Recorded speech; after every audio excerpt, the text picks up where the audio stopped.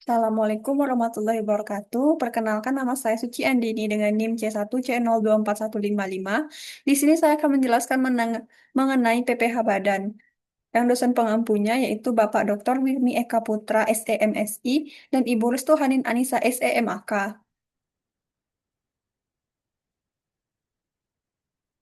Untuk materi yang pertama, saya akan menjelaskan mengenai subjek. Subjek PPH Badan.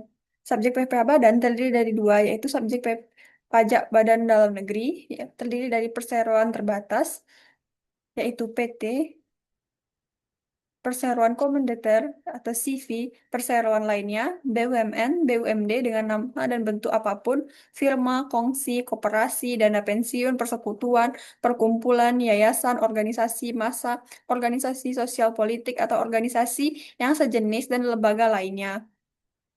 Untuk yang kedua, yaitu subjek pajak badan luar negeri.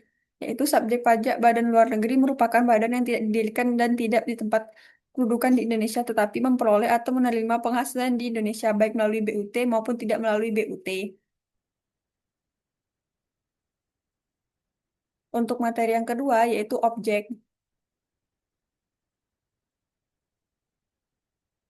Objek PPH Badan. Pada dasarnya, objek objek pajak badan adalah penghasilan, yaitu setiap peningkatan kemampuan ekonomi yang diterima atau diperoleh wajib pajak. Penghasilan badan dalam negeri. Penghasilan badan dalam negeri mencakup seluruh pendapatan yang diterima atau diperoleh badan yang berkedudukan di Indonesia, baik yang bersumber dari dalam negeri maupun dari luar negeri. Yang kedua, penghasilan badan luar negeri melalui BUT maupun wajib pajak luar negeri bukan BUT. Terdiri dari penghasilan wajib pajak badan luar negeri melalui BUT. Yang kedua, penghasilan wajib pajak badan luar negeri bukan BUT. Untuk materi yang selanjutnya yaitu norma perhitungan. Norma perhitungan PPH Badan, norma perhitungan penghasilan neto NPPN adalah mekanisme alternatif bagi wajib pajak yang tidak mampu melakukan pembukuan penuh, sebagaimana diatur dalam pasal 14 Undang-Undang PPH dan PMK yang menetapkan persentase norma sesuai klasifikasi usaha. Instrumen ini tidak berlaku bagi seluruh wajib pajak badan karena prinsip dasarnya menuntut pembukuan lengkap sehingga NPPN hanya digunakan oleh entitas berskala kecil yang memenuhi syarat administratif tertentu. Rumusnya, penghasilan neto, penghasilan bruto dikali tarif presentasi NPPN.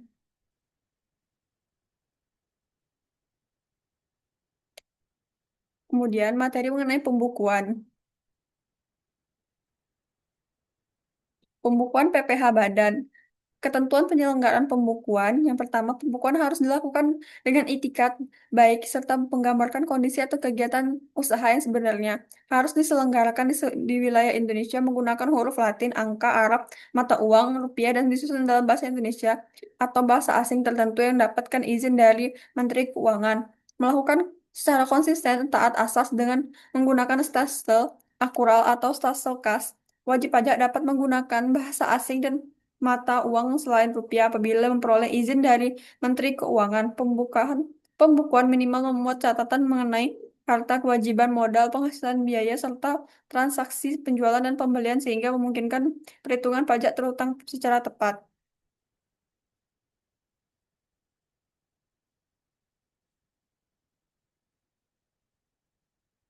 Penyelenggaraan pembukuan yang pertama, pihak yang wajib menyelenggarakan pembukuan yang pertama wajib pajak badan, yang kedua wajib pajak orang pribadi yang menjalankan usaha atau pekerjaan bebas kecuali yang memiliki peredaran bruto kurang dari 4,8 miliar dalam 1 tahun. Yang terakhir materi mengenai tarif. Tarif PPh Badan. Tabel tarif pajak penghasilan untuk badan usaha. Penghasilan kotor atau peredaran bruto kurang dari 4,8 miliar, tarif pajaknya 1% dikali penghasilan kotor atau peredaran bruto. Lebih dari 4,8 miliar sampai dengan 50 miliar, 0,25 dikurang 0,6 miliar atau penghasilan kotor dikali PKP. Lebih dari 50 miliar, 25% dikali PKP. Dari materi yang saya sampaikan tadi, saya menyimpulkan PPh Badan merupakan komponen penting dalam sistem perpajakan nasional yang mengatur subjek, objek, perhitungan, pembukuan, dan tarif sebagai dasar pengenaan pajak bagi entitas usaha. Subjek pajak yang mencakup badan dalam negeri dan luar negeri, sedangkan objek meliputi setiap tambahan kemampuan ekonomi yang diterima badan. Norma perhitungan digunakan untuk secara terbatas bagi wajib pajak yang tidak mampu menyelenggarakan pembukuan sementara. Pembukuan menjadi menjadi kewajiban utama untuk memperoleh data keuangan akurat.